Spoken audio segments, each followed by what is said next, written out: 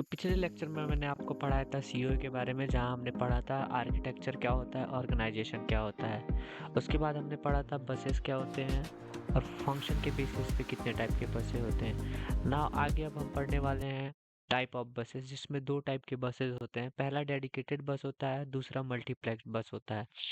तो आइए देखते हैं पहले डेडिकेटेड बस क्या होता है, फिर देखेंगे मल्टीप्लेक्स क्या होता है। नाउ डेडिकेटेड बस, देखिए डेडिकेटेड बस को हम इस तरह से समझ सकते हैं। मान लीजिए दो मॉड्यूल्स हैं, एक सीपीयू और मेमोरी। जब मैं इन दोनों के बीच में एक डेडिकेटेड बस चला दूंगा जिसमें मैं डेडिकेटेड काम करूंगा, जैसे कि बस डाटा ही भेज सकता हूँ इस पे, वरना बस मैं एड्रेस ही भेजूं, तो ये हमारा होता है डेडिकेटेड बस। ठीक है, जिसपे या तो मैं डेटा भेजूं या तो मैं एड्रेस भेजूं, तो इसको हम बोल देंगे डेडिकेटेड बस। डेडिकेटेड बस दो मॉड्यूल्स के बीच में भी हो सकता है, कि दो मॉड्यूल्स के बीच में बस एक डेडिकेटेड बस काम कर रहा है, या फिर कई सारे मॉड्यूल्स के बीच में भी हो सकता है जिस पे डेडिकेटेड होगा या तो डेटा के लिए या तो एड्रेस के लिए। ना एक एग्जांपल है जो वही कह रहा है एड्रेस एंड डेटा लाइन के बारे में सेपरेटली। ठीक है, ना आगे बढ़ते हैं। मल्टीप्लेक्स्ड क्या होता है?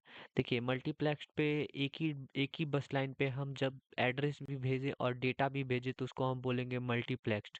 ठीक है, मल्टीप्लेक्स्ड बस होता है जिसपे मैं एक ही बस पे डेटा भी भेज रहा हूँ और एड्रेस भी भेज रहा हूँ, इसको हम बोल देंगे मल्टीप्लेक्स्ड।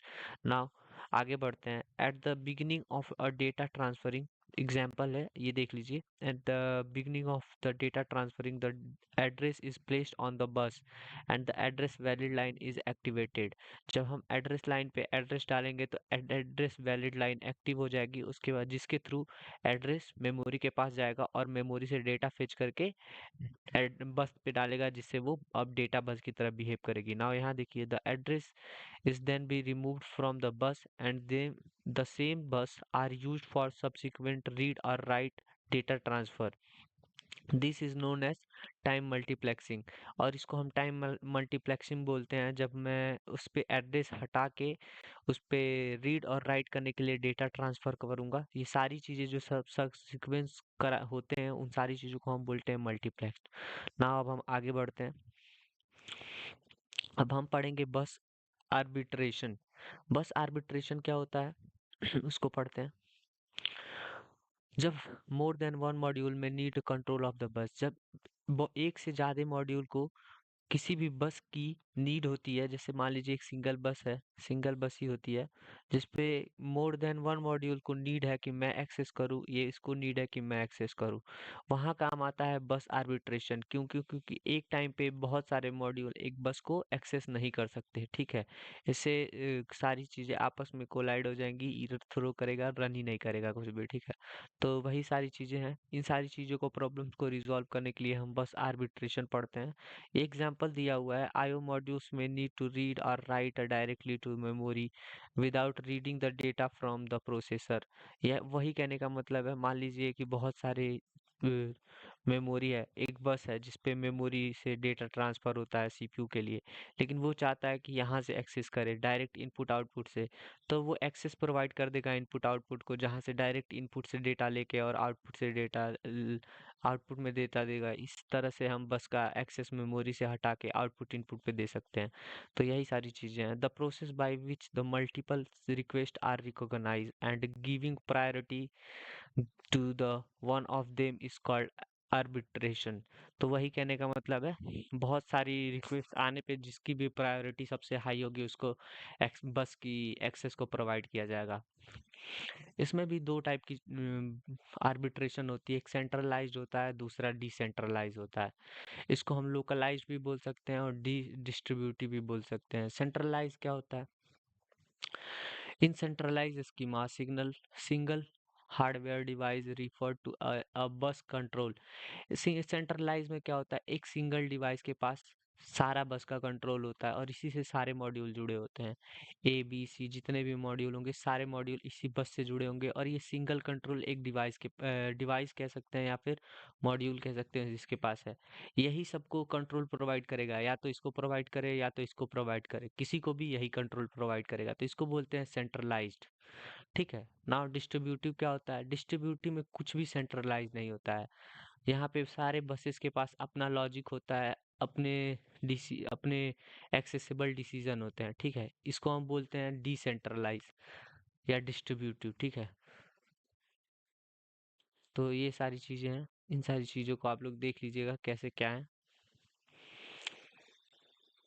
ना। आगे बढ़ते हैं, वही सारी चीजें लिखी हुई हैं।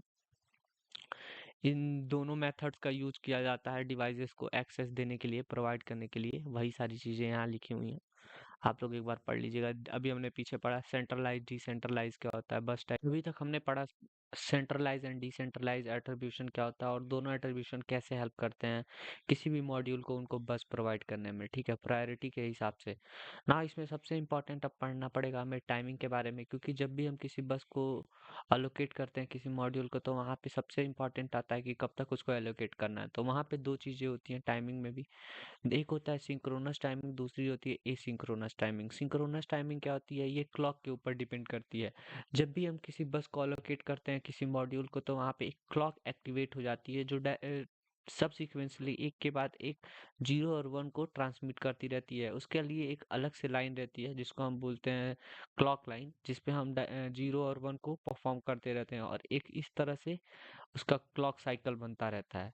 तो ये जो भी इवेंट हम करवाते हैं उस बस पे, वो स्टार्ट होता है beginning of the clock and end of clock में वो खत्म होता है, ठीक है। मतलब जब भी ये साइकिल कंप्लीट होते होते जब खत्म हो जाएगी क्लॉक, तो जाके वो इवेंट कंप्लीट हो जाएगा ना। आगे बढ़ते हैं, एसिंक्रोनस टाइमिंग क्या होता है। एसिंक्रोनस टाइमिंग में हमें क्लॉक की जरूरत नहीं पड़ती है। जब भी कोई मॉड्यूल किसी बस को अलोकेट होती है जब भी कोई मॉड्यूल बस को एलोकेट किया जाता है, तो वो जब तक अपना इवेंट परफॉर्म कर रहा है तब तक उसके पास उसका एक्सेस रहेगा। जैसे ही वो अपना इवेंट परफॉर्म करता है तब जाके दूसरे मॉड्यूल को उसका एक्सेस प्रोवाइड किया जाएगा। तो इस तरह से एसिंक्रोनस टाइमिंग होता है।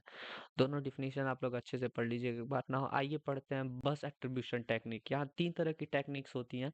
एक होता है डेजी चैन, और दूसरा होता है पुलिंग, तीसरा होता है इंडिपेंडेंट रिक्वेस्ट। एक एक डायग्राम है कैसे डेजी चैनिंग के डायग्राम होता है, वो सारी चीजें देखिए। यहाँ प्रायोरिटी के फिक्स प्रायोरिटी होती है कि हाँ फिक्स प्रायोरिटी रहेगी, पहले मॉड्यूल की हाई, दूसरे की लो, और बीच वाले में बीच बीच की प्रायोरिटी। यहाँ एक बस कंट्रोलर होता है, एक बस रिक्वेस्ट होती है, एक बस बिजी करने का लाइन रहता है, और एक बस गारंट करने का। ये जो बस गारंट करने का लाइन है ना, ये मॉड्यूल से हो के जाता है। ये पहला मॉड्यूल पढ़ा तो ये बस गारंट इसके अंदर जाएगा पहले, फिर इससे बाहर एक वायर लगाएंगे, फिर बस लगाएंगे, बस लाइन, इसके थ्रू दूसरा मॉड्यूल कनेक्ट करेंगे, फिर ऐसे। तो इस तरह से हम डेजी चैन का इस्तेमाल करते एक चैन बनाते हुए जाता है, ठीक है ना। जब भी किसी बस को एलोकेट करना रहता है तो पहले वो मॉड्यूल रिक्वेस्ट भेजेगा by using request line. Request जाने के पास वो गारंट करेगा, ठीक है। अगर रिक्वेस्ट इसने भेजी है और इसने भी दोनों ने साथ में रिक्वेस्ट भेजी है, तो पहले हाई प्रायोरिटी इसकी है। तो पहले बस क्या करेगा, पहले इसको गारंट कर देगा बस को, ठीक है। पहले ये अपना काम करेगा, जब इसका काम खत्म हो जाएगा तब जाके दूसरे वाले मॉड्यूल को गारंट करेगा, और ये दूसरा वाला मॉड्यूल अपना काम करेगा। और यहाँ पे मान लीजिए ये बस रिक्वेस्ट इसने ही भेजी है, ठीक है, इसने इसने भेजी है, तो यहाँ पे क्या करेगा, पहले इसको देगा, पहले इसको देगा बस कंट्रोलर जिस हिसाब से मैंने बताया उस हिसाब से। लेकिन यहाँ पे पहले पहले इसके पास सिग्नल जाएगा, यहाँ ये चेक करेगा इसका है कि नहीं है। अगर इसका नहीं रहेगा तो यहाँ पे आएगा, ठीक है। यहाँ पे एक डिसएडवांटेज ये है, अगर मान लीजिए मॉड्यूल खराब हो जाता है तो कभी भी इसको प्रोवाइड ही नहीं कर पाएगा वो बस, ताकि वो अपना काम कर सके। तो ये सबसे बड़ा डिसएडवांटेज है इसका। ये सारी चीजें हैं इसके लिए। ना पुलिंग क्या होती है, पुलिंग मेथड में हम पुलिंग काउंट लाइन लगाते हैं, मतलब तीन लाइन बनाया है, ये पुलिंग लाइन है, पुलिंग काउंट लाइन।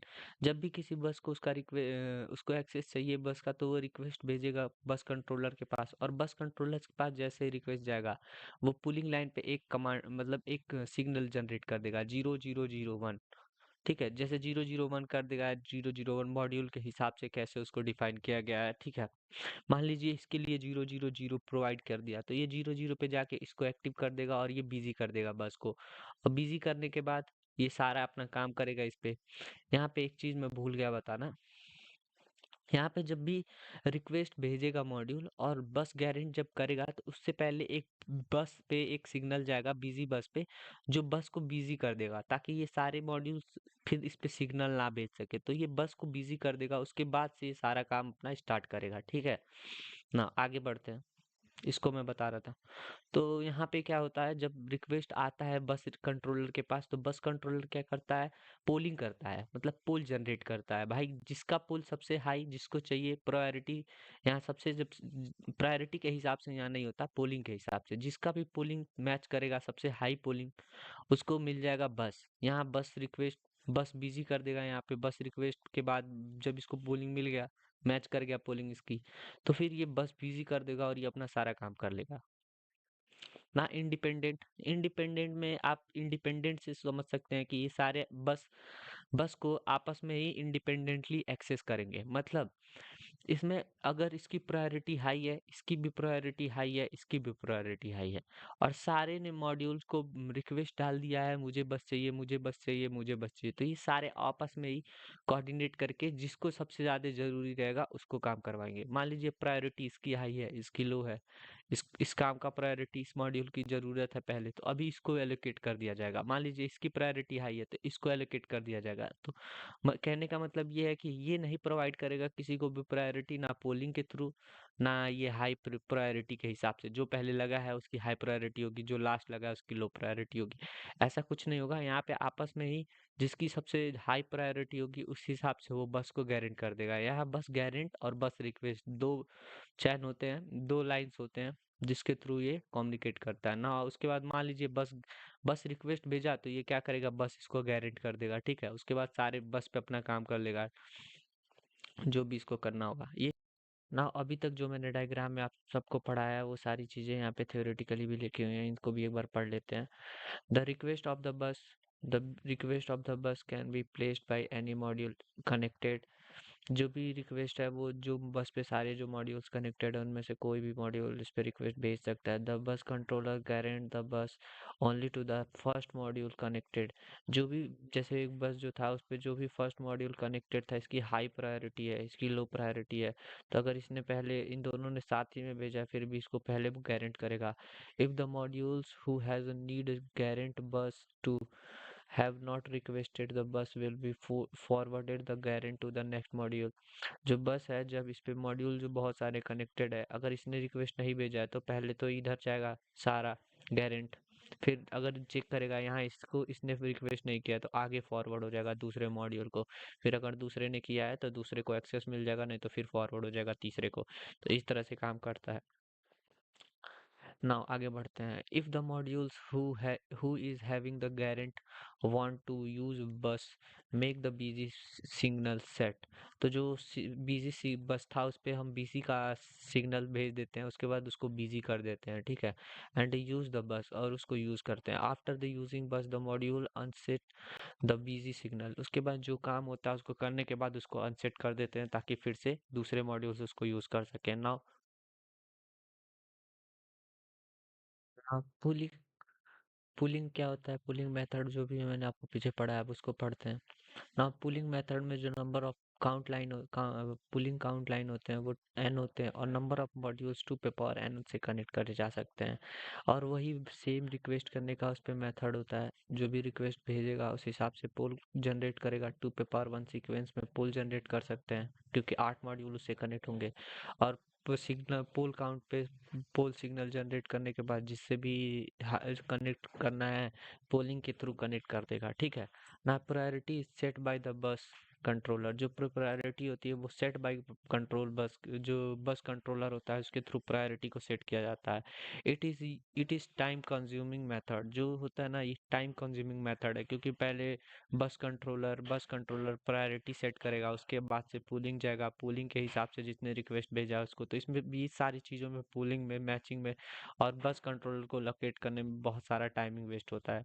तो ये बहुत ही टाइम कंजप्शन है। No productive polling, the bus controller generates the polling sequence for the modules which did not requested the bus। इस 8 तरह के सीक्वेंस का जनरेट करता है एक के बाद एक। जैसे मान लीजिए अभी तीसरे मॉड्यूल ने भेजा है तो पहले 0000 कनेक्ट जनरेट करेगा, फिर 0001 करेगा, तो इस तरह से जो है ना बहुत टाइम कंजम्पशन हो जाता है। तो इसके थ्रू, इसकी वजह से हम पूलिंग का मतलब भी यूज़ नहीं करते हैं। हाँ आगे बढ़ते हैं, इंडिपेंडेंट रिक्वेस्ट क्या होती है।